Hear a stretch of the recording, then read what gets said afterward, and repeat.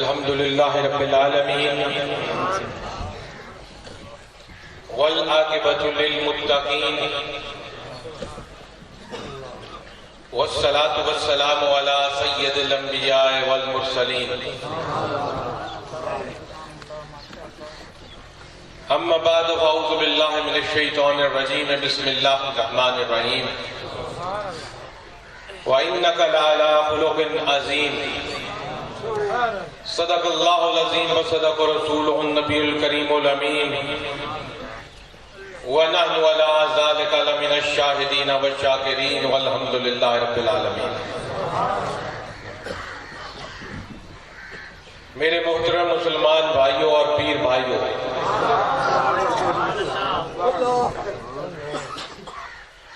اس پاک اور مقدس محفل میں جس میں آپ اور میں اللہ کے کرم سے اس کی مہربانی سے شرکت کر رہے ہیں، کافی دیر سے چل رہی ہے، نعت خوانی بھی آپ نے سن لی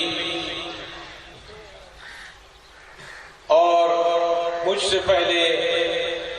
علماء کرام بھی اظہار خیال فرما گئے۔ میں نے تو بحیثیت اللہ کے رسول حضرت محمد مصطفیٰ صلی اللہ علیہ وسلم کے ایک ادنا سے خادم کے ناطے چند باتیں سرکار کی پیش کروں گا،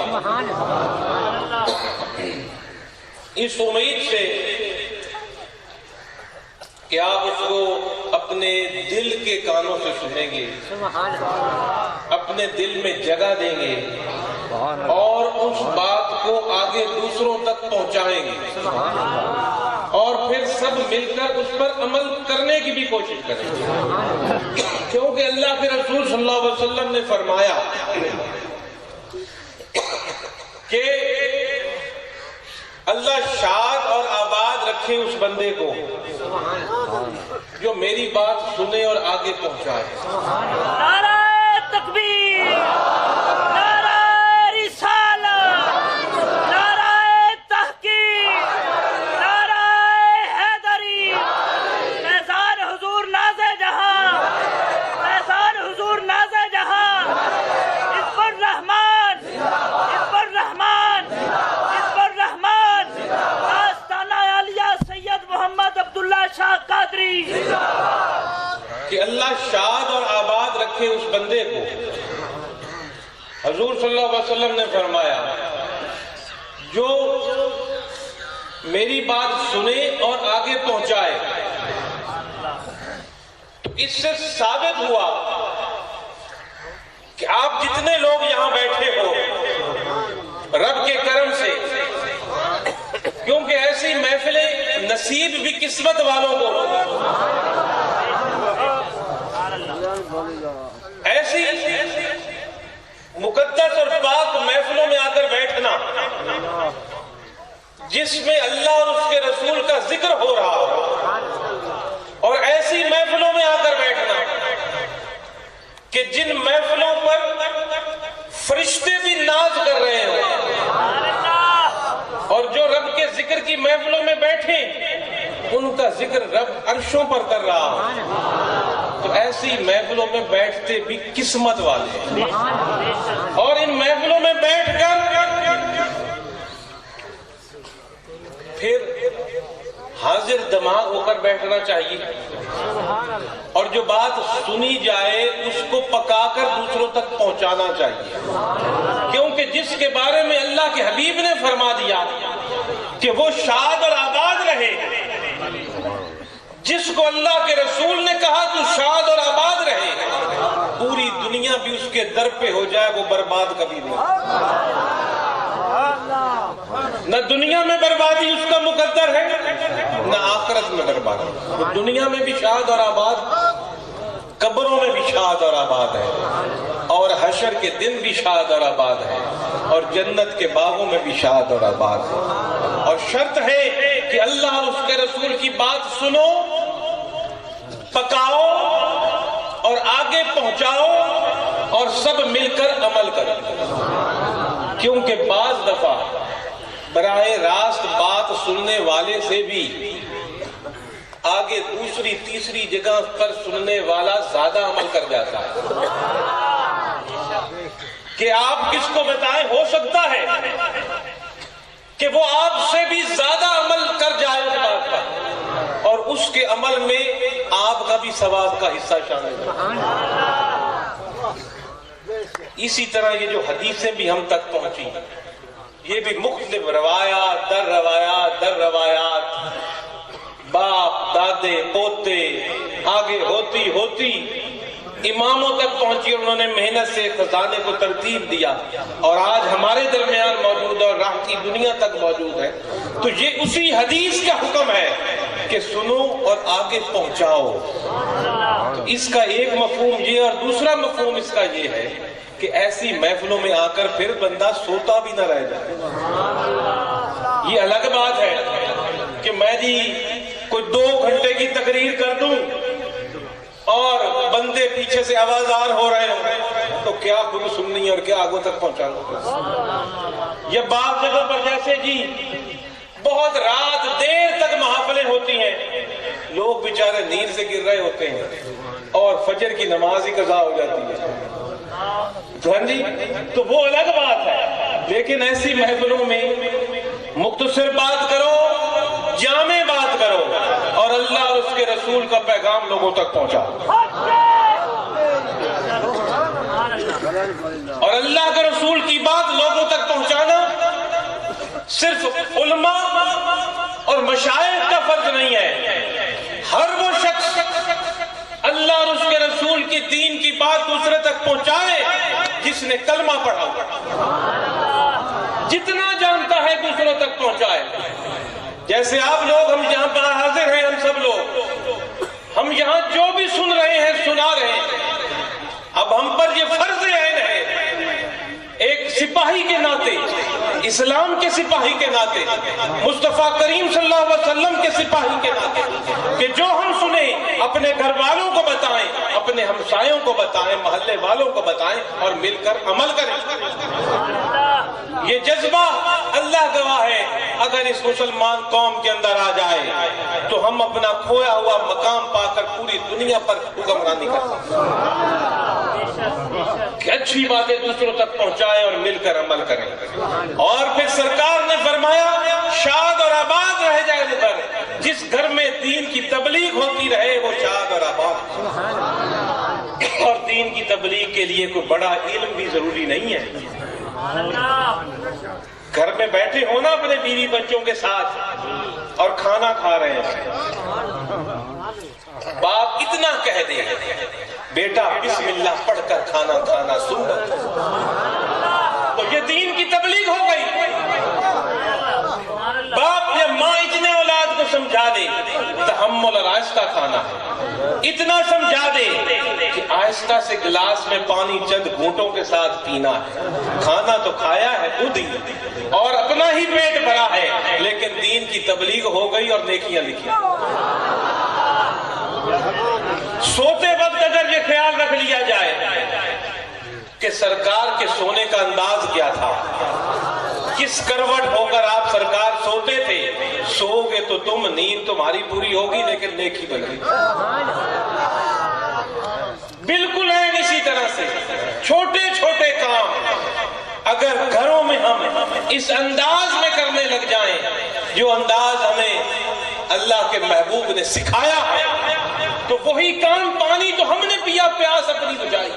کھانا تو ہم نے کھایا بھوک اپنی مٹائی، کاروبار تو ہم نے کیا مال ہم نے کمایا، لیکن وہی چیزیں ہماری عبادت کا حصہ بن جائیں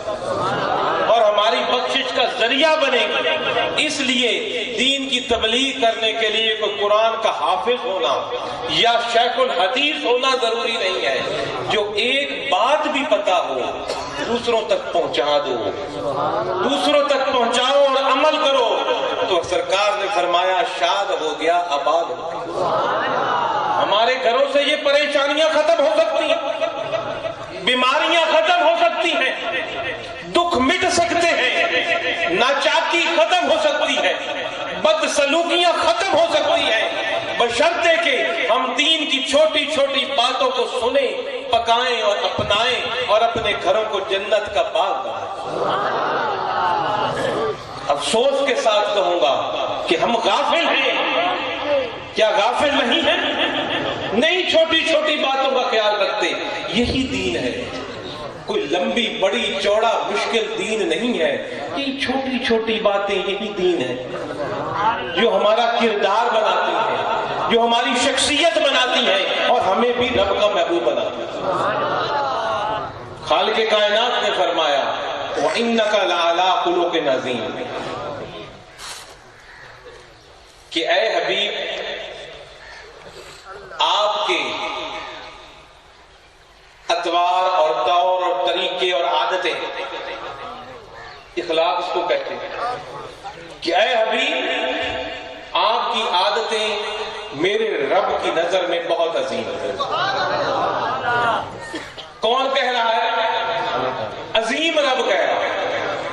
وہ عظیم رب جس کے سامنے کوئی چیز حیثیت نہیں رکھتی، وہ عظیم رب جو کسی کا محتاج نہیں، وہ عظیم رب جو کرنے میں خود مختار ہے، جو کہنے میں خود مختار ہے، وہ عظیم رب جس کو کسی اسباب اور سبب کی بھی ضرورت نہیں کوئی کام کرنے کے لیے۔ ہمیں تو ایک دیوار بنانی ہو تو اینٹوں کی ضرورت ہے، مسالے کی ضرورت ہے، ریت کی ضرورت ہے، مستری کی ضرورت ہے، پیسے کی ضرورت ہے، رقم کی ضرورت ہے، پھر دیوار بنے گی۔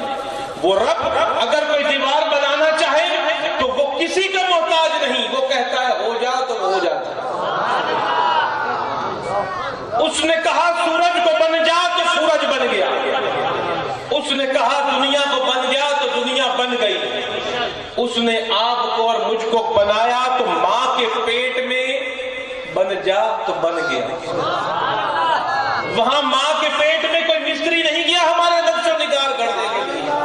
ہمارے ناک کان اور منہ بنانے کے لیے، وہاں تو کوئی پہنچ ہی نہیں رکھتا، رب کی قدرت پہنچ سکتی ہے۔ رب کی قدرت نے کہا بن جا تو آپ اور میں ماں کے پیٹ میں بن گئے۔ ایک ماں پاک سے قطرے سے ایک لوتھڑا بنا اور اس لوتھڑے سے نقش و نگار بن گئے، تو وہ محتاج نہیں، کسی کا محتاج نہیں، کسی کام کے کرنے میں محتاج نہیں۔ وہ کہتا ہے ہو جا تو ویسا ہو جاتا ہے، ہر چیز اسی کی محتاج ہے، وہ اللہ صمد ہے، بے نیاز۔ وہ جب اتنی بڑی ذات کسی کو مقام اور مرتبہ دینے پر آئے اور کہے وَإِنَّكَ لَعَلَىٰ خُلُقٍ عَظِيمٍ، کہ اے حبیب میں تو عظیم ہوں کہ ہماری دماغ کی اتنی وسعت نہیں کہ اللہ کی عظمت کو پہنچ سکے۔ اس رب کے نزدیک اپنے محبوب کی عادتیں عظیم ہیں، وہ عادتیں جن کا میں نے پہلے ذکر کیا تھوڑا تھوڑا۔ تیرا پانی پینا عظیم، کس انداز سے پانی تیرا پینا وہ عظیم، تیرا کس انداز سے کھانا کھانا وہ عظیم، تیرا رکھ رکھاؤ لوگوں سے رکھنا وہ عظیم۔